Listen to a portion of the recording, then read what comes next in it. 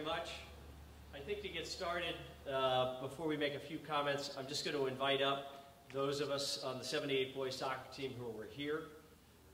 First, foremost, and last, Ray Brown, head coach. Ray, are you here?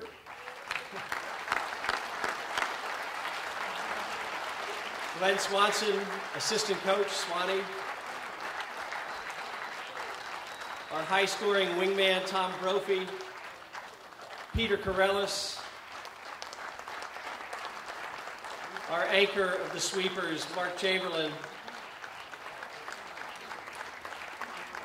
Our freshman, who no longer sports Buddy Holly-like wonder glasses that he did when he was in 9th grade and played on this team. Jeff, you love him. You can't live without him. Pilgrim.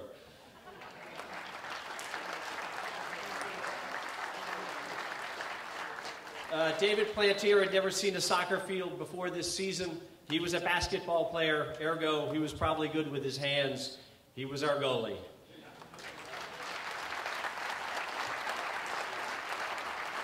John Rocket, with a soccer player's name from Central Casting and a game to match. Oh, thanks very much. And Clark Smith and Tim Wheaton. Come on up, guys.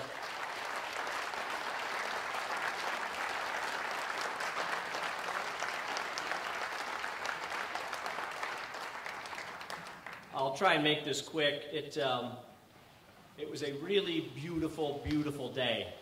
I remember that. A beautiful, sunshiny day. And Ray Brown called practice early and herded us along with Glenn Swanson onto the rickety bleachers next to our soccer field. And we were at that moment, I must say, not a Williston Hall of Fame bound operation. In fact, we were more a bunch of wild boy individualists sporting a 3 wins, 2 losses, and 3 ties record that was at odds with the rather cocksure attitude that we tended to sport in those days. Glenn and Ray both reminded us, each in their own direct way, that the eyes of the Williston community were on us, and that our behavior off the field was noted by many and not approved of. And the consequences of our actions were frankly surfacing in our decidedly unspectacular won and lost record.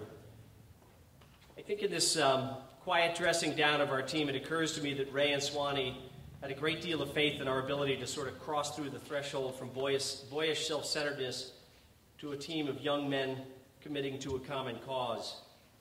And importantly, Glenn and Ray had way more faith in all of us that we could do it than we had in ourselves. I think if anything typifies leadership, that's probably as good a definition as you're going to come up with. I recently heard that Milton Berle had said, if opportunity isn't knocking, build a door. And Glenn and Ray, I think, were much more interested in the whole of our development as young men than they were in the sum of the parts of our soccer season. It turns out, based on what followed after that talking to, that Glenn and Ray built quite a door, and the invitation to go through it led to great things. As we just recounted, our team reeled off 9 straight wins. We scored 45 goals to our opponent's 13. We won the Stewart Cup, which is the New England Prep School Championship, and this included a 4-0 drubbing of the much vilified Deerfield Academy.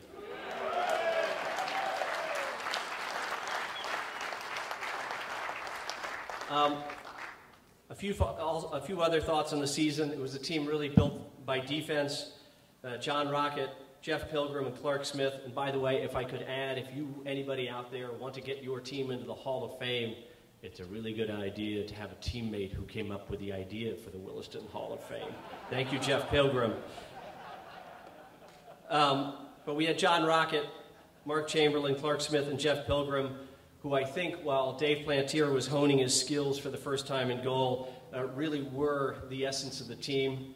And we were a truly fearsome operation on offense that left me and Frank O'Brien, who was about to speak in the middle, without much to do, but that was okay.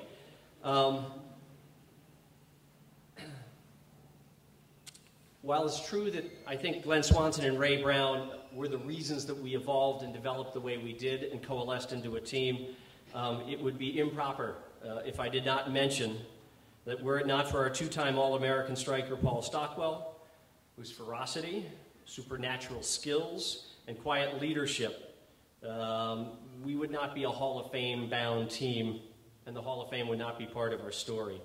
So thank you very much to Mr. Paul Stockwell, who couldn't be here today.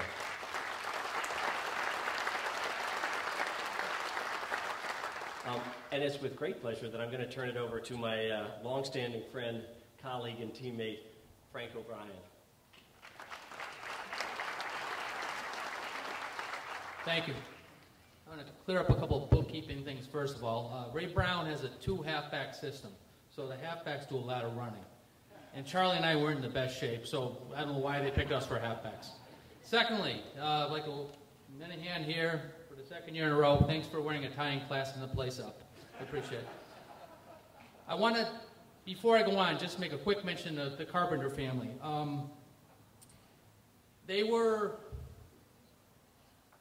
3 O'Briens that came through here in the 70s, and we got coached 17 seasons by Coach Carpenter, and I'll tell you what, we considered him like family, and it was amazing that he continued coaching after the 3 of us. He deserves to be in the Hall of Fame for that alone. When I remember this team, I remember 3 things. I remember the team, Ray Brown the coach, and Paul Stockwell the player. Paul Stockwell, when I first met him when he was a sophomore, he looked like, if I had a little sister, he was literally 130 pounds, and when I met him in the preseason, he said, how's the team's going to be? And I said, well, we're supposed to have some stud from Foxborough. I said, where are you from? He says, Foxborough. I said, whoa. About 15 minutes later, we're in a scrimmage. He receives a pass. I'm defending him. He puts it on his foot. Puts it over his head, does a 180 around me, and I realized at that point we had a player. And the reason I tell this story is he was marked every game. And I remember seeing the players from the other team look at the coach and point at Paul Stockwell and say, are you sure this is the right guy? And Ray Brown, I've never had a coach like him. I've never been around a coach like him. His quiet sarcasm, his voice, which literally makes yellow labs turn their heads when he yells on the sideline. I was Frank O'Brien. All of a sudden it was, Francis, do you think you could run a little harder on that play? Charlie? And I tell you what, it got attention from everybody who knew him. After practice one time, he said, Frank, I want you to stay and run some 40s with Paul Stockwell. I'm going to time you. So I said, okay. So we ran about 3 or 4 40s. Quite frankly, I beat Paul 4 times in a row by a little. Then I looked at the times, and he had Paul beating me. So I said, what's up with the times? And he said, well, it was after practice. Paul was tired. I made an adjustment. I said, it was after practice for me also.